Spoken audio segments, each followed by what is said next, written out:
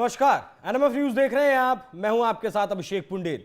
लोकसभा चुनाव नजदीक है और राजनीतिक पार्टियां, तमाम नेता तुष्टीकरण के नए नए आयाम इस देश की राजनीति में जब से ये देश आजाद हुआ है तब से ही सेट करते आए हुए हैं और इसका सबसे बड़ा उदाहरण है कांग्रेस पार्टी। उसके बाद जितनी भी पार्टियां कांग्रेस पार्टी से निकली, तमाम पार्टियों ने तुष्टीकरण के चश्मे को इस तरह से पहनाया लोगों को कि सब ने उन्हें वोट बैंक के तौर पर देखा। ऐसा ही एक वीडियो के बारे में आज चर्चा करेंगे। वीडियो है दिल्ली की मंत्री आतिशी सिंह का। एक स्कूल में भाषण दे रही थी और भाषण देते देते उन्होंने मंच से जय श्री राम का नारा लगा दिया। वहां नीचे जो लोग बैठे थे उसमें मुस्लिम समुदाय के भी लोग थे, लेकिन जैसे ही जय श्री राम का नारा लगा मुस्लिम समुदाय इस बात से नाराज हो गया, उठकर जाने लगा। कुछ लोगों ने भीड़ से हाउल्ला किया और कहा कि आप इस तरीके से जय श्री राम के नारे नहीं लगा सकती। तो क्या स्कूल में जय श्री राम का नारा लगाना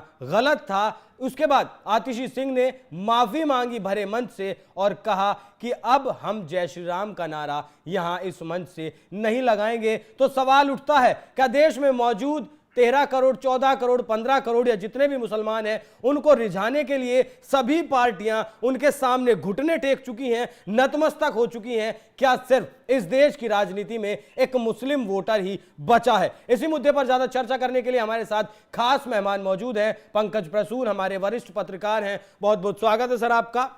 जिस तरीके से वो वीडियो आपने भी देखा होगा, जिस तरीके से आतिशी सिंह बैकफुट पर आई, माफी मांगी, कैसे देखते हैं आप?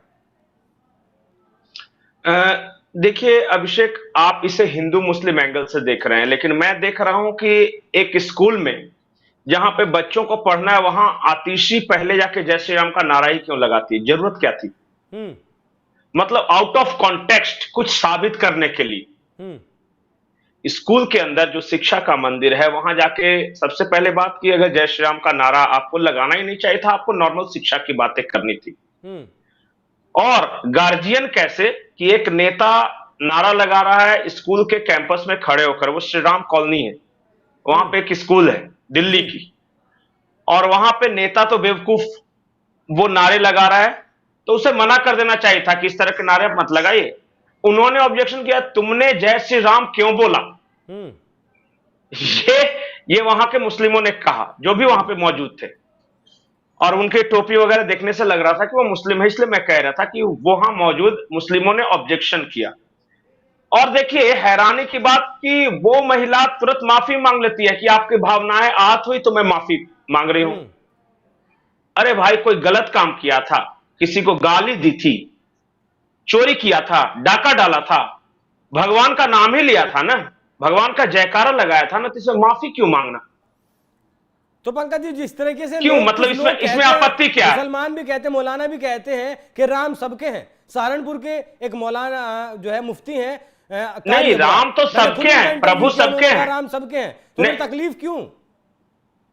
नहीं, राम इस देश में किसी धर्म के नहीं है, वो इस संस्कृति का नाम है। जो भारत की संस्कृति है ना, उनका नाम राम है। जो भी व्यक्ति सुबह सवेरे उठकर पूजा करता हो, प्रभु का नाम लेता हो, वो हाथ जोड़ के लेता हो, हाथ खोल के लेता हो, वो समझिए कि भारतीय संस्कृति का पालन कर रहा है। हमारे यहाँ की संस्कृति है रात को सोना दिन को जागना। हम कोई विदेशी तो है नहीं। हमारे यहाँ सुबह सुबह स्नान ध्यान करके पूजा पाठ करना संस्कृति है। अब आप वाहेगुरु की पूजा कर रहे हैं, आप चर्च में जा रहे हो, आप मस्जिद में अजान कर रहे हो, वो सारी भारतीय संस्कृति है। और इमामे हिंद हैं राम। कई मुस्लिम देशों ने इन्हें इष्ट देव बना के रखा है, इंडोनेशिया वगैरह। तो राम कोई हिंदू मुस्लिम के हैं ही नहीं। लेकिन मेरा यह कहना है कि देखिए, ये नेता हैं और नेता बहुत छोटी छोटी बातों को लेकर समाज में विभाजन पैदा करते हैं। ये महिला ये स्कूल में जाके नारेबाजी क्यों कर रही थी? कितना भी पवित्र नारा हो, कुछ भी हो, वो क्यों कर रही थी? क्या जरूरत थी उसको? तो फिर हुबली का भी सवाल होना चाहिए ना, हिजाब पहनकर क्यों जाते हैं स्कूल में? नहीं, ये स्कूल में जरूरत क्या थी? मैं अचानक, देखिए कोई तो वजह होनी चाहिए। अब मेरा अरविंद केजरीवाल फंसा हुआ है, लुभाने की होगी, तो लुभ गए, लुभा लिया तुरंत माफी मांगने के कारण। अरे मकसद क्या था उसका? स्कूल के अंदर जाके ये जय श्री राम क्यों बोल रही थी बेवजह? अगर देखिए कोई कॉन्टेक्स्ट हो, कुछ बात हो, तब तो समझ में आता है। अब अचानक आप ऑफिस में बैठे हुए हैं, यहां से आप उठिए अभिषेक, और पीछे जाके जोर जोर से जय श्री राम बोलने लगे, कितना अजीब सा लगेगा ना। मैं आपकी आस्था पे सवाल नहीं उठा रहा हूं, लेकिन हर चीज को हर जगह बोलना का एक तरीका होता है ना, कि कहां पे क्या करने लगे। नहीं, आप कहीं भी खड़ा होकर इस तरह अल्लाह अकबर या देखिए पंकज जी, अगर कोई राजनीतिक नेता किसी मंच पर जाएगा तो जाहिर सी बात है वो राजनीतिक बात ही करेगा, और मंच वो राजनीतिक, तो राजनीतिक बात है ये नहीं। वो स्कूल का प्रोग्राम जो है वो राजनीतिक मंच था नहीं, जहां वो कह रही है कि यहाँ श्री राम कॉलोनी के बच्चे पढ़ेंगे, आजाद कॉलोनी के बच्चे पढ़ेंगे, सब बच्चे, वो बच्चों के पढ़ने की बात कर रही है। देखिए मैं बताता हूं हुआ क्या है वहां पे। देख, बहस की बात नहीं, ये मैंने बताया था एक दिन कि ये लोग हेडलाइन सीकर हैं। मतलब कि ये चर्चा में बने रहने के लिए किसी भी हद तक कुछ भी कर सकते हैं। अब बार बार आतिशी अपनी अलग अलग इसी तरह की क्षुद्र हरकतों के कारण बार बार इधर उधर फंस रही है। कभी प्रेस कॉन्फ्रेंस कर ये कह देना कि भाजपा वाले मुझे ऑफर दे रहे हैं, कभी प्रेस कॉन्फ्रेंस कर ये कह देना कि अरविंद केजरीवाल का वजन घट गया, कभी किसी स्कूल में जाके जय श्री राम का नारा लगाना में नहीं जाएंगे केजरीवाल वाले नहीं, ये डेस्परेटली हेडलाइंस ग्रैब करने के लिए इसने किया। अब देखिए इसने माफी भी जानबूझ के मांगा है जी, माफी भी जानबूझ के मांगा है। ये सब न हिंदू है, न मुस्लिम है, न सिख है, ईसाई है, ये सब कुछ नहीं है। ये अगर काश सच्चे हिंदू होते या सच्चे ईसाई होते या सच्चे मुस्लिम होते, तो सच्चे अगर होते ना, तो एक दूसरे की रिस्पेक्ट करके सम्मान करके गहरे इंसान होते, गंभीर लोग होते। इन लोग उचक्के लोग टाइप के हैं भाई।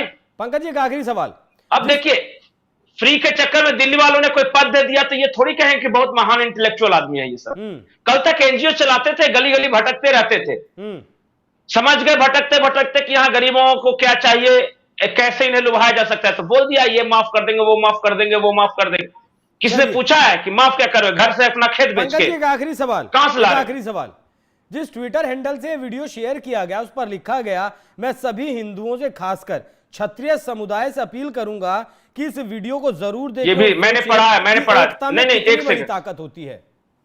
नहीं ये जो आदमी जिसने किया है ना, ये भी जाति की बात कर रहा है। बिल्कुल, ये भी एकता। हाँ ये भी पता नहीं, जितेंद्र सिंह नाम है ना कोई। जी मेरा सवाल ये है कि जी अब नहीं देखिए इस तरह का एलिमेंट्स आज ऐसा थोड़ी है कि इस तरह का एलिमेंट्स आज आतिशी को गाली दे रहा है तो हम अच्छा कहने लगेंगे। अगर हिंदू एकता की बात करनी थी तो सिर्फ हिंदू की बात करनी थी, खासकर क्षत्रिय समुदाय के लिए। मतलब क्या हुआ? इस देश में 80% हिंदू हैं।